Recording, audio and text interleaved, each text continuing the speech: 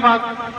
बस कुछ नहीं चाहिए आपका। अगर केसीसी चल रहा है, बैंक से लोन चल रहा है, तो आपको बैंक में जाना है और उनसे कहना है कि हमें अपनी फसल का बीमा कराना है। वो बैंक वालों को सबको पता है, वो आपके अकाउंट से ही बीमा, आपका बीमित राशि है वो कट कर लेंगे और आपका बीमा हो जाएगा। अगर किसी किसान भाई का बीमा केसीसी अकाउंट मतलब नहीं है, बैंक में सेविंग अकाउंट है, तो आप अपना बीमा जनसेवा केंद्र, जहाँ से जनसेवा केंद्र तो हर गांव में ही होगा, गांव में नहीं होगा तो कस्बा है या फिर न्याय पंचायत स्तर पे ये जनसेवा केंद्र होते हैं, वहां जाके आप अपनी फसल का बीमा करा सकते हैं।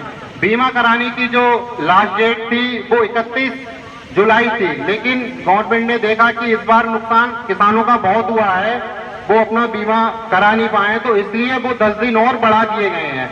अब जो लास्ट डेट है वो 10 अगस्त कर दी गई है।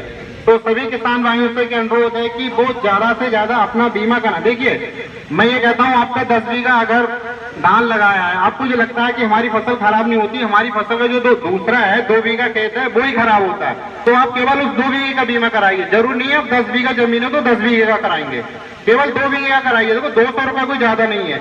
एक बार बीमा कराएंगे, बीमा कराने के बाद क्या होता है, जब आपकी फसल में नुकसान होता है तो एक आपको पॉलिसी मिलती है, पॉलिसी मिलती है, उस पर एक नंबर होता है पड़ा हुआ, जैसे आपको अभी दिया है ये, इस पे एक नंबर है 14447। ये भारत सरकार का टोल फ्री नंबर है।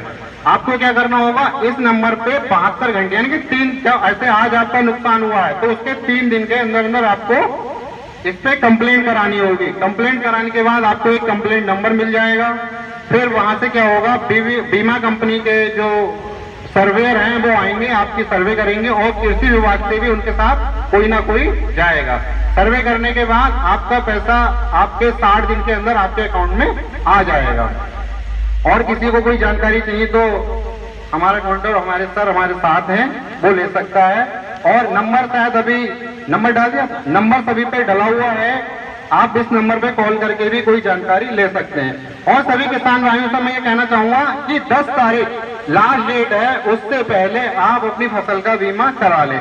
ज्यादा ना कराएं, 2 बीघे का करा के देखें, 1 बीघे का करा के देखें। आपको लग रहा है कि पैसा नहीं मिलता तो आप 1 बीघे का कराइए, 100 रुपये कोई ज्यादा बड़ी चीज नहीं है। जब आपको लगेगा कि हमारी फसल खराब हुई है और हमें इसका पैसा मिल रहा है, मुआवजा मिल रहा है, तब आपको लगेगा।